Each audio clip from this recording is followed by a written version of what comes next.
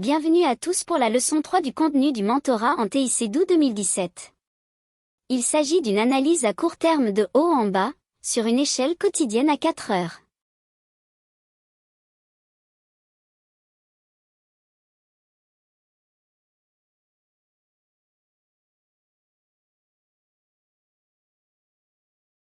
Avant de commencer, laissez-moi vous rappeler que parmi tous les concepts que je vous ai enseignés, avec toutes les possibilités variables pour utiliser ces informations, voici mon approche spécifique. Sachez que cela ne signifie pas que vous devez obligatoirement suivre cette méthode. C'est ainsi que j'utilise ces informations. J'ai passé plus de 20 ans à étudier toutes ces informations, et c'est ma démarche personnelle. C'est mon plan de trading, si vous voulez. C'est ainsi que je fonctionne, et j'ai utilisé tout ce que j'ai présenté dans les leçons mensuelles et hebdomadaires précédentes.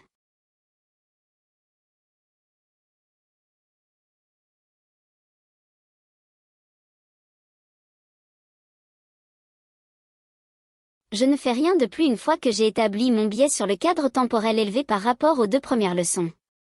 Ce que vous allez voir dans les 2 prochaines leçons, celle-ci et la suivante, concerne l'analyse intrajournalière de haut en bas.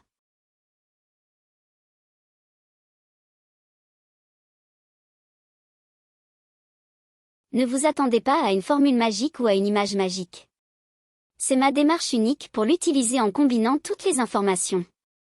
Je ne traite pas tous les scénarios possibles. Je recherche des conditions, je recherche une étape, puis je cherche à exécuter dans cette étape. En d'autres termes, je recherche une condition ou un biais à long terme, je recherche une étape ou une configuration que je recherche tout le temps, qui ne dévie pas, qui ne change pas constamment, qui ne se transforme pas. Un jour, je fais ceci, un jour je fais cela. Une fois que je sais cela, je passe à un cadre temporel inférieur et j'exécute avec une configuration similaire à l'esprit. Tout est fractal. Donc, s'il vous plaît, ne prenez pas cette information comme si vous deviez obligatoirement la suivre. Elle est simplement destinée à vous fournir ce que j'ai promis, c'est exactement comment j'interprète les prix et comment je peux anticiper les marchés lorsque je suis précis. C'est ainsi que je le fais actuellement. Je suis toujours incertain, comme tout le monde, de quel sera le résultat, et vous êtes avec moi depuis plus de 12 mois, tous les jours, et même si je me force à être devant les graphiques chaque jour, que ce soit avec vous ou seul, je ne suis pas précis. Je dois être sélectif dans ce que je recherche. Et j'espère que vous avez appris qu'à la fin de cet enseignement, il y a une période spécifique sur laquelle vous devriez vous concentrer pour trader et spéculer, plutôt que d'essayer de le faire chaque jour. C'est ce que font les traders individuels, et les professionnels ne le font pas.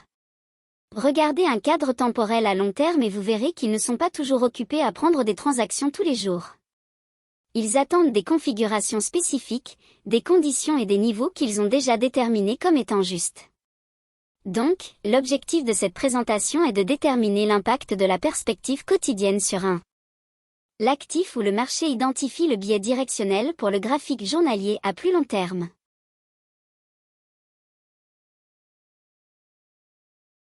Classifie avec précision les tableaux PD pour aider à déterminer les niveaux clés et effectuer une analyse institutionnelle quotidiennement. Donc, une fois que j'entre dans le cadre temporel journalier, la première chose qui m'intéresse est de savoir ce que fait l'argent intelligent. Et parce que tous les actifs que je trade peuvent être examinés sous forme de COT, Commitment of Trader, que ce soit le trading de l'indice SCP, que je ne fais plus, mais vous en avez appris davantage dans ce mentorat.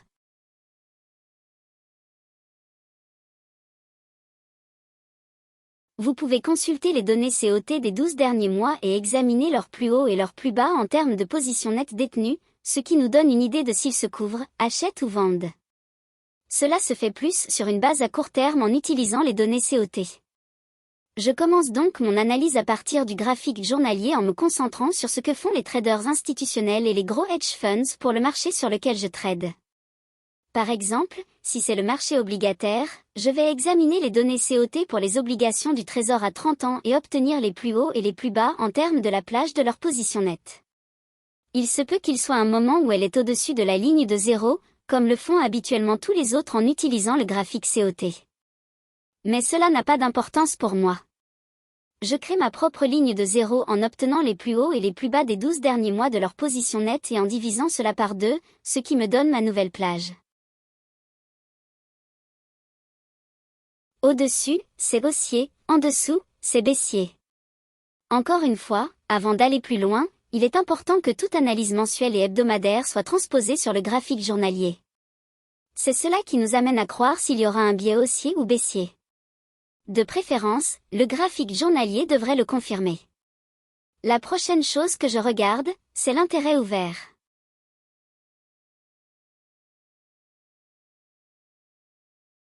Encore une fois, que je regarde l'indice S&P, les marchés obligataires ou les devises Forex, je vais revenir au contrat d'origine négocié dans le contrat à terme sur la devise. Je vais me référer à l'intérêt ouvert. Je veux que les informations fournies par l'intérêt ouvert soutiennent ou contredisent mon trade. Ensuite, je tiens compte du flux de commandes institutionnelles sur un graphique journalier. Je veux savoir ce que font les institutions. Est-ce que je vois un soutien dans l'action des prix par les institutions? Si ce n'est pas le cas, il y a probablement peu de chances de réussite dans la configuration où je vais probablement perdre de l'argent si je prends le trade.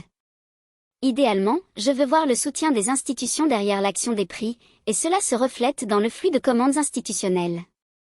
Ensuite, je tente de déterminer quel profil hebdomadaire est le plus susceptible de se dérouler, et j'utilise le calendrier économique pour aider à cadrer cela. Si je ne peux pas en arriver à une conclusion, j'utilise mes meilleures hypothèses.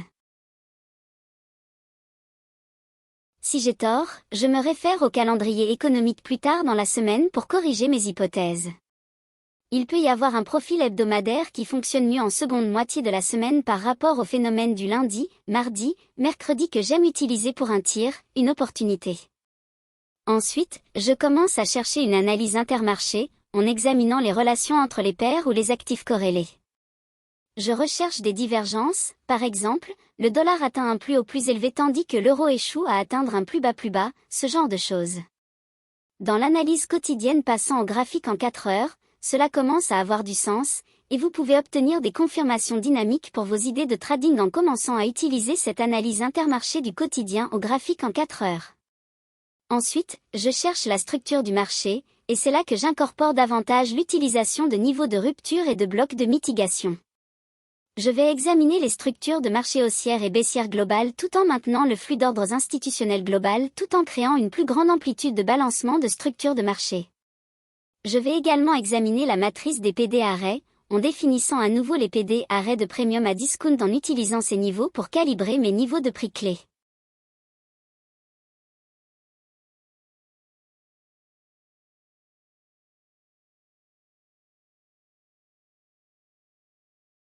Je recherche ensuite une configuration de trade ou une entrée, et en faisant cela, j'obtiens un biais quotidien. À ce stade, mon biais quotidien est défini. En passant par toutes ces étapes, cela me conduit à savoir si je vais être acheteur ou vendeur.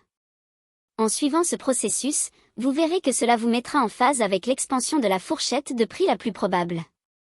Vous n'allez pas obtenir chaque mouvement, chaque jour ne sera pas haussier quand le marché est haussier, et chaque jour ne sera pas baissier quand le marché est baissier. Mais nous nous concentrons sur le moment où le temps et le prix se rejoignent lorsque les moteurs économiques sortent, cela aide à former ce profil hebdomadaire que nous attendons. Il peut s'agir d'un creux de la semaine le lundi, ou d'un creux classique le mardi, ou encore d'un creux de la semaine le mercredi où le mardi ne parvient pas à atteindre un niveau d'achat que nous attendions mais commence à monter, nous prenons de court, puis redescend à nouveau le mercredi, créant un plus bas qui devient le creux de la semaine quand c'est haussier. Il y a beaucoup de choses à peser, et une fois que nous avons tous ces éléments en main, nous aboutirons finalement à un biais quotidien spécifique, défini par le cadre temporel supérieur, le cadre temporel bancaire, où les banques passent le plus de temps à l'examiner, à savoir le graphique quotidien. Vous voulez transposer toutes ces idées, analyses et niveaux sur notre graphique en 4 heures. Si c'est étroit ou que cela ne peut pas être discerné en regardant sur 12 mois, je vais passer à 6 mois, ce qui me donnera un effet trimestriel à trimestriel où je peux voir la plage sur laquelle il travaille. Mais en général, j'adopte la plage de 12 mois. Peu importe le jour actuel, je remonte toujours de 12 mois à partir de ce jour-là, et c'est toujours là où se trouve le prix actuel. Cela me donne une perspective dynamique de l'endroit où ils en sont en termes de couverture. Maintenant, ce que je fais, c'est que je détermine les lectures les plus élevées et les plus basses dans le graphique COT pour les commerciaux, pas pour les autres acteurs du marché, mais uniquement pour les hedgers commerciaux. Ensuite, je divise visuellement cette plage en deux.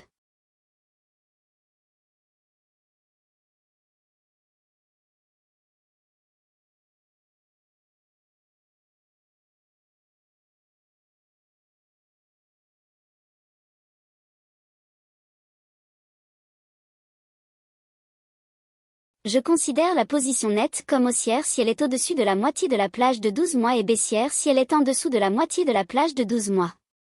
Donc, si je suis en dessous, je vais me concentrer sur des plages de discount et chercher des scénarios où le marché devrait augmenter à la hausse pour atteindre une certaine prime. Ensuite, je regarde l'intérêt ouvert. Avant d'arriver au graphique journalier, je ne m'en préoccupe pas vraiment. Je peux commencer à le regarder au niveau hebdomadaire, et je le faisais lorsque j'étais plus jeune, j'en étais vraiment obsédée, mais en réalité, tant que je ne suis pas dans le graphique journalier, cela ne me préoccupe pas vraiment. Une fois que mon analyse m'amène à ce cadre temporel, je tiens compte de son utilisation. Je veux voir l'intérêt ouvert diminuer d'environ 15% ou plus lorsque le prix se négocie dans une plage de temps supérieure à un niveau de discount. C'est extrêmement haussier, en particulier lorsque le mensuel et le hebdomadaire sont également haussiers. Je veux voir l'intérêt ouvert augmenter d'environ 15% ou plus lorsque le prix se négocie dans une plage de temps supérieure à un niveau de prime. Si cela se produit, c'est extrêmement baissier, d'autant plus si le mensuel et le hebdomadaire prévoient également des prix plus bas. Maintenant, entre l'une ou l'autre de ces conditions, pour mon style personnel de trading, l'intérêt ouvert n'est pas pris en compte dans mon analyse. Il doit donc répondre à l'une de ces deux critères, sinon je ne m'y référerai pas du tout. Ensuite, le flux d'ordres institutionnels. Si, dans le cadre mensuel et ou hebdomadaire, la tendance est baissière, je veux voir le quotidien rencontrer de la résistance sur des bougies de clôture à la baisse sur le quotidien et briser des bougies de clôture à la hausse sur le quotidien. Cela est extrêmement baissier, ce qui nous montre que les institutions sont en contrôle du côté vendeur ou acheteur par rapport à ces conditions. Si le cadre mensuel et ou hebdomadaire est haussier, je veux voir le quotidien trouver un support sur des bougies de clôture à la baisse sur le quotidien et briser des bougies de clôture à la hausse sur le quotidien. C'est extrêmement haussier. Le flux d'ordre quotidien est le plus important à connaître.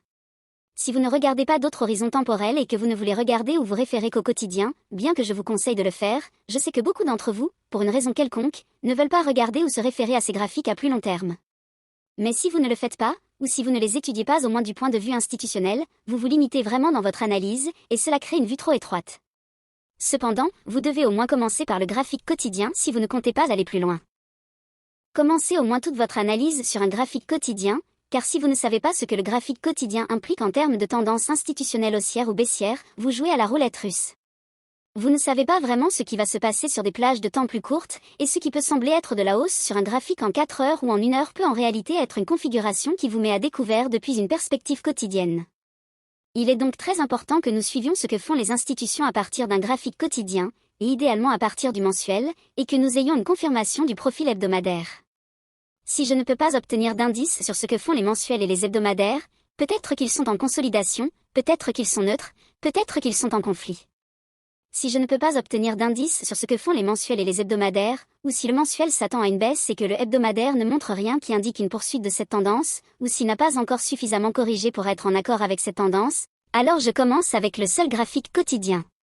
Si ce dernier indique un marché baissier, je commence à chercher des scénarios qui pourraient créer des profils hebdomadaires spécifiquement baissiers. Si le mensuel, le hebdomadaire ou le quotidien suggèrent que le marché est haussier, je commence à chercher des scénarios qui pourraient créer des profils hebdomadaires spécifiquement haussiers. Gardez à l'esprit que la plage hebdomadaire se forme généralement entre le mardi et le jeudi, c'est là que se trouve la majeure partie de la plage hebdomadaire. Il peut y avoir un creux qui se forme le lundi, puis il peut hésiter le mardi avant de prendre son envol au cours de la deuxième moitié du mardi, puis tout au long du mercredi et de la première moitié du jeudi, créant une semaine très forte, puis le vendredi peut être une simple retracement. C'est ainsi que je conçois la plage hebdomadaire quand elle est haussière.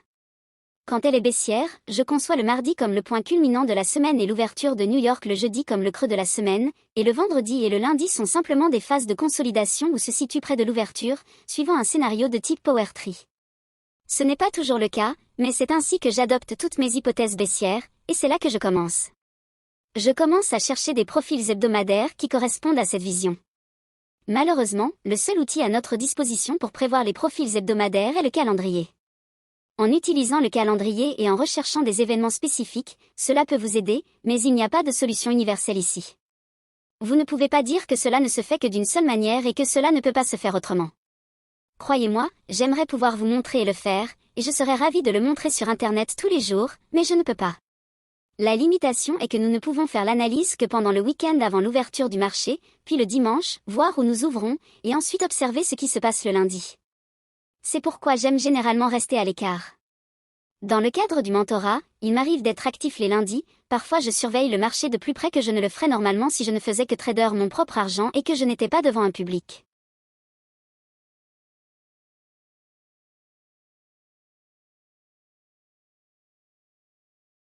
J'aime voir ce que fait le marché le lundi.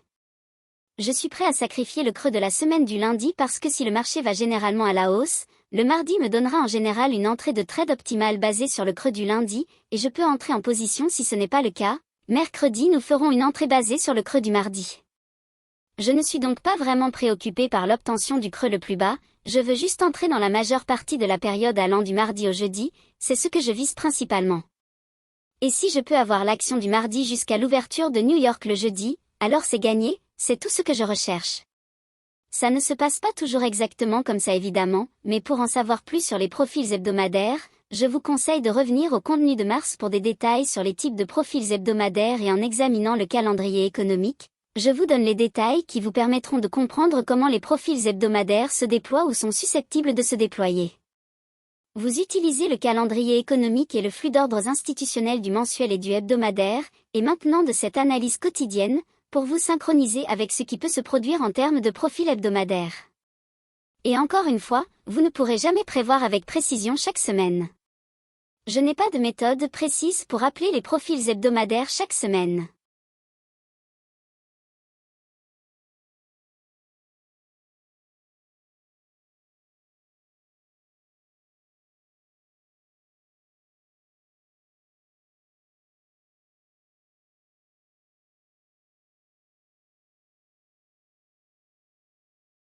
J'ai une idée approximative de ce qui peut se produire en fonction du calendrier économique.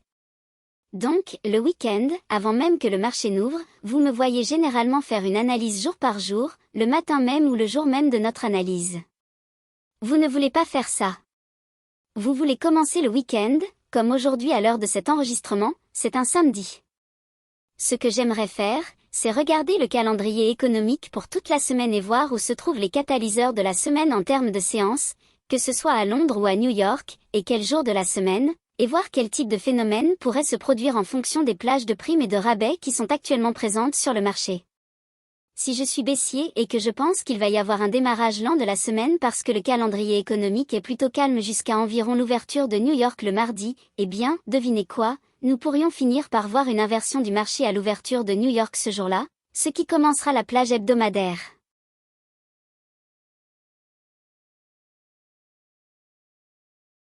Il y a beaucoup de scénarios avec lesquels vous devez jouer, et je n'ai pas pu créer et je n'ai jamais été capable de créer une approche systématique pour prévoir les profils hebdomadaires. Je sais simplement que dès que la semaine commence et que j'ai généralement le lundi derrière moi, j'ai environ 60% de chances de pouvoir déterminer quel sera le profil hebdomadaire si j'ai correctement évalué l'horizon temporel supérieur. La probabilité augmente si je me trompe le mardi, car alors je sais à peu près que cela passe à 70% de probabilité avec le mercredi et le jeudi. Les échanges du vendredi, en fin de semaine, je peux généralement trouver quelque chose avant que le vendredi ne s'emballe. Ce n'est peut-être pas exactement le one-shot one-kill que je recherchais, mais je peux faire un day trading ou scalper le reste de la plage hebdomadaire et atteindre mon objectif hebdomadaire. Mais la principale chose sur laquelle j'aime me concentrer, c'est le prix d'ouverture hebdomadaire. Le dimanche, je commence par là, mais je regarde aussi le prix d'ouverture de minuit le lundi et je prends ce prix d'ouverture de minuit le lundi et je l'applique à toute la semaine, tous les jours, tout au long de la semaine. Je regarde ce que nous faisons par rapport au prix d'ouverture du lundi à minuit, heure de New York. Je néglige donc toute la première partie de la négociation qui commence le dimanche, et je regarde exactement quand commence le lundi aux États-Unis, à minuit, le prix d'ouverture. J'utilise également cela pour le scénario Power Tree.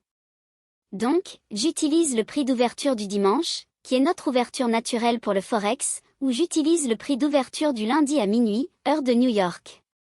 Dès que ce prix est imprimé, je le prends et je vois si nous pouvons le dépasser ou le rester en dessous pour la plage hebdomadaire. Et honnêtement, je cherche la même chose pour le dimanche, donc le prix d'ouverture du dimanche ou le prix d'ouverture du lundi à minuit, heure de New York.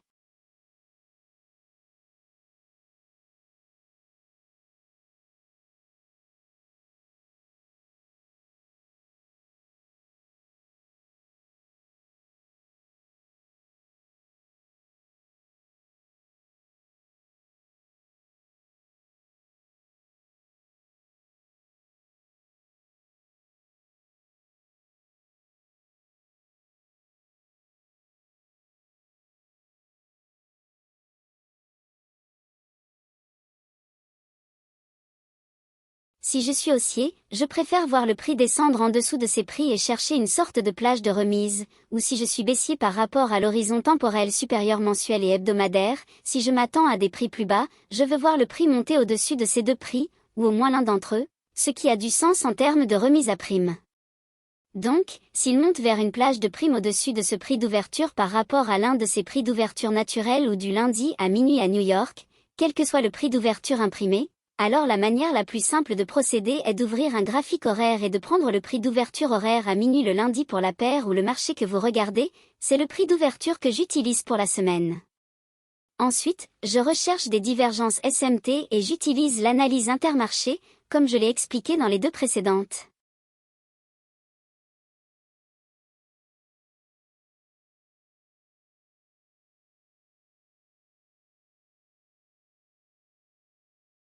Ensuite, je définis la structure de marché actuelle, comme je l'ai mentionné dans les deux premières leçons, mais je recherche davantage les breakers sur un graphique quotidien que tout autre, car en connaissant leur emplacement dans l'action des prix sur une base quotidienne, ils peuvent vous alerter sur la formation du prochain mouvement de prix à moyen terme. Donc, si vous examinez l'action des prix et que vous regardez comment les prix passent d'un breaker haussier à un breaker baissier, il y a généralement beaucoup de mouvements entre ces deux points de référence. C'est le point central où se trouve la majorité des opportunités de trading. Vous n'avez pas besoin d'atteindre le plus haut niveau juste avant qu'un breaker baissier ne se forme. Vous pouvez ne pas accéder à ce type de transaction pour le moment, mais concentrez-vous sur les breakers haussiers et baissiers quotidiens et tradez entre ces deux points de prix. Vous verrez que vous trouvez très facilement des configurations de trading à cet endroit car le marché est généralement orienté dans une direction, ce qui facilite l'attente des scénarios Power Tree. Par exemple, si vous êtes baissier, cherchez une ouverture, une hausse pour former des creux, puis vendez à découvert à Londres, suivi d'une expansion à la baisse à New York, jusqu'à la clôture de Londres, puis inversez si le marché a été alimenté par un breaker haussier quotidien. En suivant ces paramètres, vous serez souvent du bon côté de l'ordre institutionnel.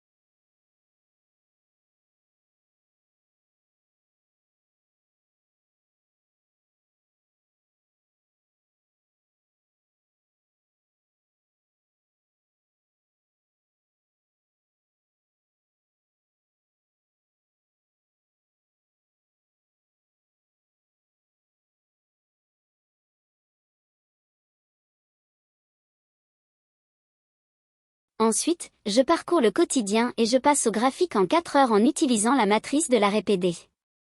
Notez toutes les plages de remise et de prime, et encore une fois, toutes les plages d'arrêt ne seront pas présentes. Vous pourriez ne pas avoir de vide de juste valeur ou de bloc de mitigation, mais pour celles qui sont présentes, marquez-les.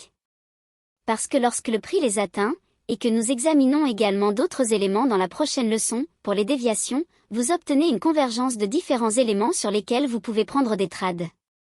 Mais nous devons savoir quelles sont les plages de remise et de prime, sinon vous ne pourrez pas calibrer vos niveaux clés pour savoir où les trades se dirigent réellement pour.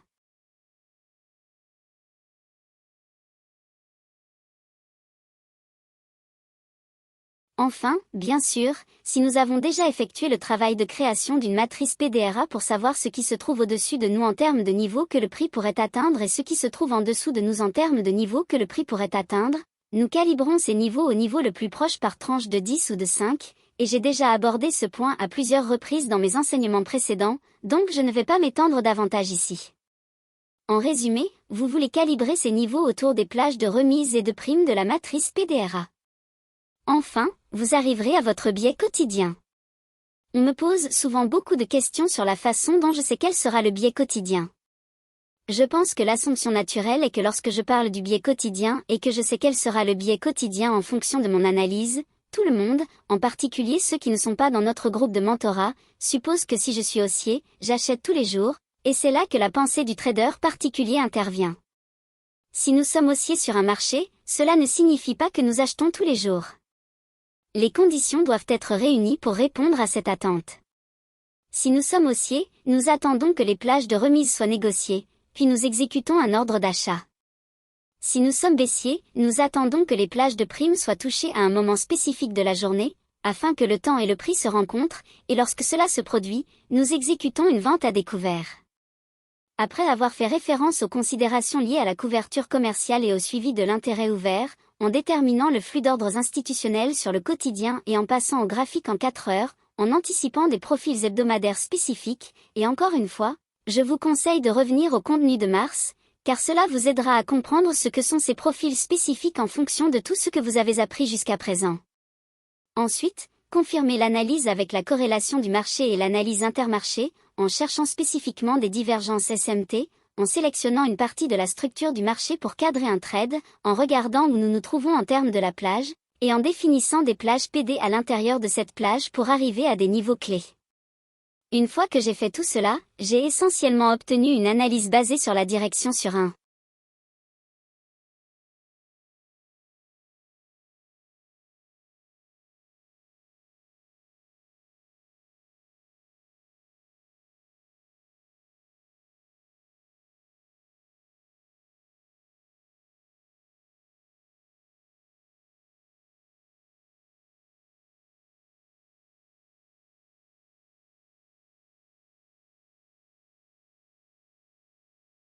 Après cela, je prends cette analyse et je la transpose sur le graphique en 4 heures. Pour l'instant, je ne vous ai pas fourni de graphique, je ne vous ai pas pris par la main, et la raison en est que je l'ai dit depuis le début, les PDF ne feront rien pour quiconque n'a pas suivi chaque mois de contenu. Vous devez passer en revue chaque étude individuelle, chaque présentation individuelle et les apprendre et les étudier. Je sais déjà ce qui va se passer, donc si je devais m'arrêter maintenant et vous donner la leçon suivante, et que je disais, eh bien, voici le fil de notre forum, posez-moi des questions sur ce sur quoi vous êtes bloqué, vous me demanderiez de vous donner une session individuelle pour vous aider, vous me demanderiez de vous montrer ce que je ne peux pas faire sans que vous fassiez toute cette analyse de manière régulière. C'est la seule façon dont vous allez y arriver, et c'est pourquoi cela prend du temps. Dans la prochaine leçon, je vais en fait vous donner mes motifs de trading préférés. C'est exactement ce que je fais quand je trade avec mon argent. Je ne fais rien d'autre. Il y a beaucoup d'autres façons de trader, mais je vais vous dire exactement ce que je fais lorsque je trade avec mon argent, en utilisant l'analyse derrière moi, toutes ces idées que j'utilise lorsque je fais une analyse détaillée, lorsque je pense qu'il va y avoir une forte tendance, lorsque je dis qu'il va y avoir une course à la liquidité à faible résistance, ou lorsque je dis que c'est une condition ou un ensemble de conditions à probabilité élevée. Ce n'est pas une invitation à mettre de l'argent, ce n'est pas une invitation à me copier, mais c'est une condition où j'ai atteint le plus haut niveau d'opinion en fonction de ce que j'ai fait en termes d'analyse. Je pourrais toujours avoir tort, et vous m'avez vu me tromper parce que j'ai été avec vous tous les jours, et j'ai utilisé l'expression « course à la liquidité à faible résistance », et je pense que 2 ou 3 d'entre elles ne se sont pas concrétisées, et c'est normal. Cela vous arrivera aussi, vous vous tromperez ou le marché ne se comportera tout simplement pas comme vous l'attendiez, ou il ne fera rien du tout. Il y a toujours un verre sur la table de roulette, nous pouvons parier sur le noir et le rouge sort, ou nous pouvons parier sur le rouge et le noir sort, et il y a un moyen inévitable d'essuyer des pertes. Ne craignez pas les pertes, qu'elles soient longues ou courtes. Utilisez ces idées pour descendre du haut vers le bas en utilisant toutes les informations que je vous ai enseignées, en particulier parce que chacune de ces choses que j'ai enseignées en mentorat est traitée plus en détail avec plus de spécificité. Si vous ne regardez pas les vidéos qui accompagnent les sessions en direct et que vous ne commencez pas à intégrer certaines des choses que je dis dans les commentaires, parce que je sais déjà ce qui va se passer, cette personne va essayer de rendre ce contenu disponible à quelqu'un d'autre ou au public, et je ferai tout ce qui est en mon pouvoir pour découvrir qui vous êtes, mais je dois créer le contenu avec cette perspective-là.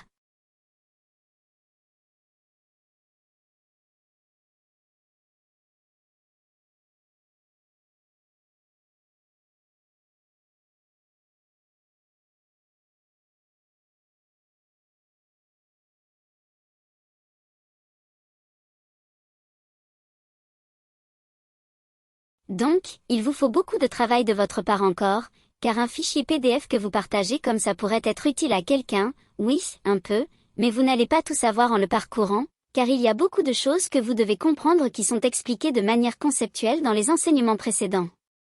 Beaucoup d'informations se trouvent dans les commentaires lors des sessions en direct. Beaucoup d'entre vous viennent d'avoir une révélation sur les profils de marché.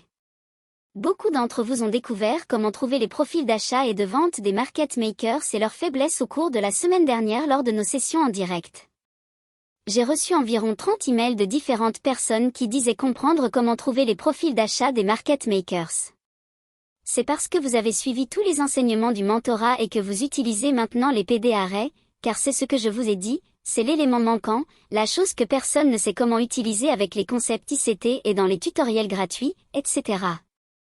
C'est la matrice PDRA, où nous en sommes en termes d'ensemble de primes et de discounts, et quels niveaux vont être là, car rappelez-vous, tout le monde pose les mêmes questions, quel bloc d'ordre dois-je acheter, lequel dois-je regarder, et tout cela est répondu avec la matrice PDRA.